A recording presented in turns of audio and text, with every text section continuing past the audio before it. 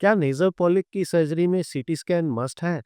अगर CT scan नहीं कराया तो रिसेंटली नेशनल कमीशन ने इस पे अपना फाइनल वर्डिक्ट दिया है, ओरिएंटल इंश्योरेंस वर्सेस स्वेच्छा कोठारी।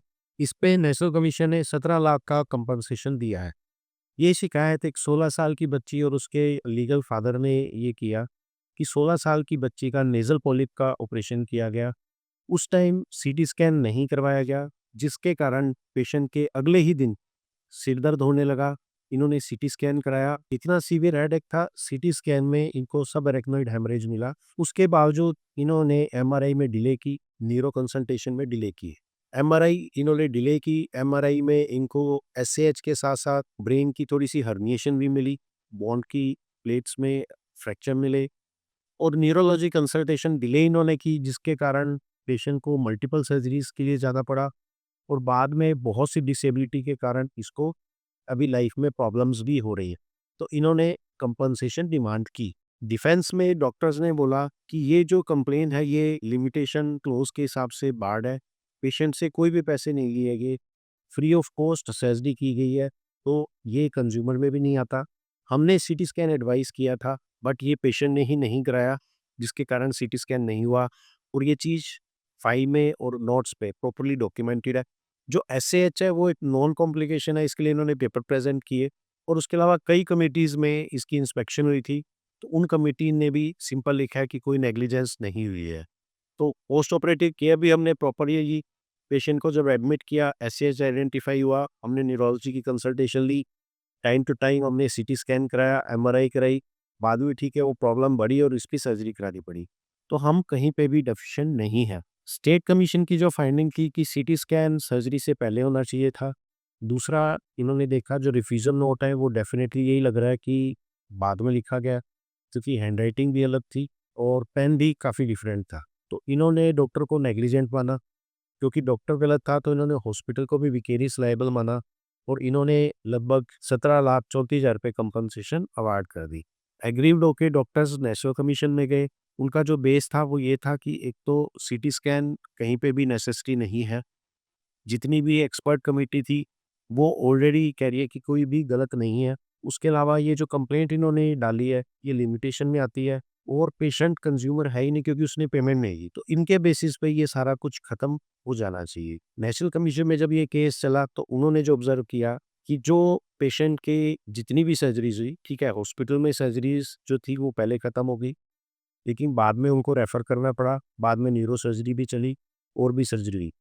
तो लास्ट में जब पेशेंट डिस्चार्ज हुआ, जब वो बिल्कुल ठीक-ठाक डिस्चार्ज हुआ, उससे उन्होंने उस टाइम को कैलकुलेट किया, जो 2 साल के अंदर-अंदर था। तो नेशनल कमीशन ने ये माना कि ये लिमिटेशन क्लॉज़ के अंदर ही आता है, तो ये लिमिटेशन क्लॉज़ यहाँ एप्लीकेबल नहीं होगा। दूसरा जो इनका पॉइंट था कि ये कंज़्यूमर प्रोटेक्शन एक्ट में नहीं आता क्योंकि पैसे नहीं लिए। जो इन्होंने अलग-अलग कमिटीज़ थी, उसमें एक कमिटी में इन्होंने लिखा था कि हमने टोटल पेशेंट से सिर्फ़ ₹15,000 लिए हैं, जबकि इस सर्जरी के या जो हमने मैनेजमेंट की थी इसका बिल लाख डेढ़ लाख रुपए से भी ऊपर पहुँचता है। तो जब इन्होंने ये फैक्ट एक्सेप्ट किया कि इन्होंने जस्ट ₹15,000 लिए हैं, तो जब आप कोई भी सर्जरी वहाँ पैसे लेके कर रहे हैं तो उससे प्रूव हो गया कि ये कंज़्यूमर में आता है। उसके अलावा जितने भी इन्होंने पेपर प्रेज़ेंट किए, नेशनल कमीशन ने माना कि हो सकता है सीटी स्कैन की आवश्यकता नहीं थी। साथ में सीटी स्कैन में आप नेज़ल पॉलिप लेफ्ट साइड का ऑपरेट कर रहे हैं लेकिन फ्रैक्चर राइट साइड का हो गया। तो कहीं न कहीं नेशनल कमीशन ने माना कि आप सर्जरी में या तो नेग्लिजेंट थे या आप प्री ऑपरेटिव वर्क में नेग्लिजेंट थे, जो ये दिक्कत आई है। ठीक है, सीटी स्कैन प्री ऑपरेटिव इतना ज़रूरी नहीं है, आप नहीं कराते, लेकिन मैनेजमेंट थोड़ी-सी बेटर होती, तो शायद पेशेंट को इतनी दिक्कत नहीं आती। फिर इन्होंने देखा जो टाइमिंग ऑफ हेडेक है, पेशेंट को severe headache just after surgery start हुआ है। उससे पहले उसको कोई हेडेक की कंप्लेंट नहीं थी।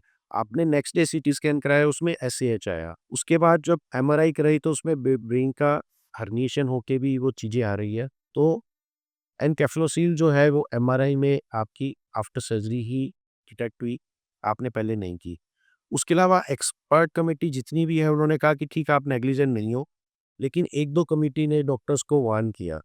तो वार्न किया तो वहाँ कहीं न कहीं आपने डेफ़िनिटली कागज़ों में या मिस्टेक्स की है। तो नेशनल कमीशन ने ये माना कि जो स्टेट कमीशन का वर्डिक्ट है वो ठीक है, तो इन्होंने अपील को डिसमिस कर दिया और नेग्लिजेंस को अपहेल्ड कर दिया।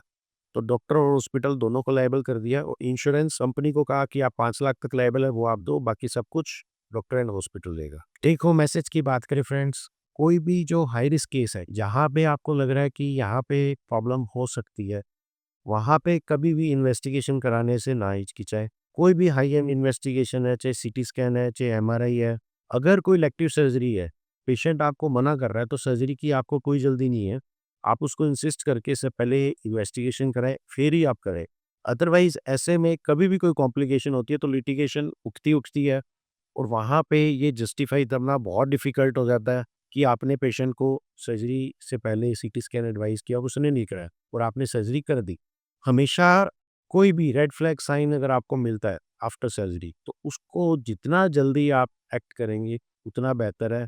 इस केस में अगर पहले सीटी स्कैन हो जाता, शायद थिंग्स डिफरेंट होती। इन्होंने पोस्ट ऑपरेटिव भी पेन हुआ, सीटी स्कैन कराया, उसके बाद 4-5 दिन तक कंज़र्वेटिव इन्होंने ट्रीटमेंट दिया। अगर उस टाइम भी न्यूरो को कंसल्ट करके शायद अगर टाइमली ऑपरेट हो जाता, तो शायद मेनिंगोसील नहीं बनती या जो ब्रेन हर्निएशन हुआ है वो नहीं। लास्टली, कभी भी रिकॉर्ड्स को मैनिपुलेट ना करें। अगर बहुत बार क्या होता है कि आप रिकॉर्ड्स को मैनिपुलेट नहीं कर रहे, लेकिन छोटी-छोटी चीज़ें, जैसे आपके पास हो सकता है दूसरा पेन था, आपने उस पे लिख दिया, आपने नॉर्मली लिखा, लेकिन कोर्ट इसको मैनिपुलेशन मानता है।